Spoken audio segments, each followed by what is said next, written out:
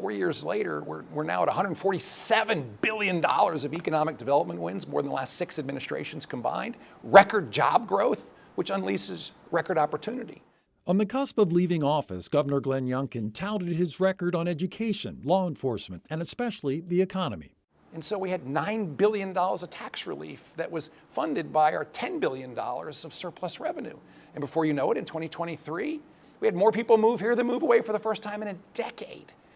Youngkin said that growth came in a state which he said had been lagging in recovering from the pandemic. But Virginia was #1 as a state to do business in, according to CNBC, in 2021, a title that you retrieved last year, but then this year back in 4th place. So, I mean, coming out of the pandemic, it seems like Virginia, at least in the eyes of the business world, had recovered. Well, let me first clarify that rankings are nice, results are what matter. And just like a team that is ranked preseason #1 and doesn't make the playoffs, Virginia was getting high rankings, but no results.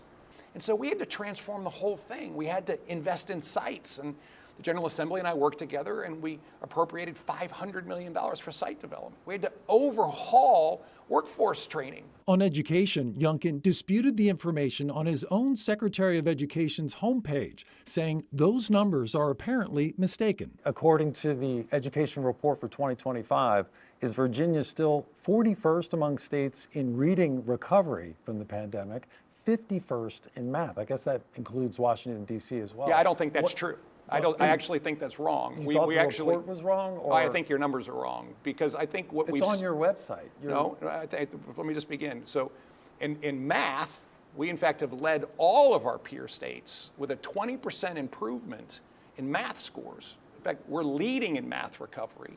And we saw reading improvements across all of our test scores. Youngkin was referring to a different graphic that shows Virginia making that 20% improvement in math, but which still leaves the Commonwealth in last place.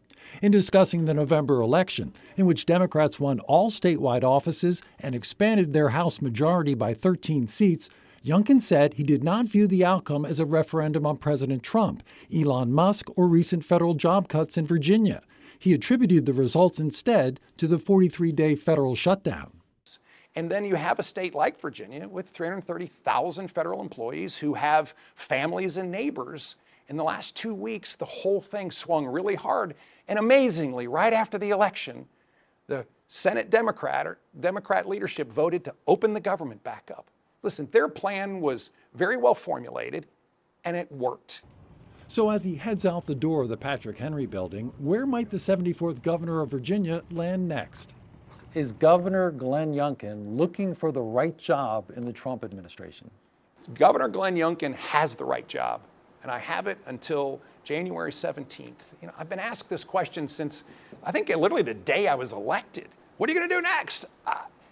Virginians hire a governor for 4 years, and what an honor it is. I'm a homegrown Virginian, and I had a chance to serve 8.8 million Virginians every single day.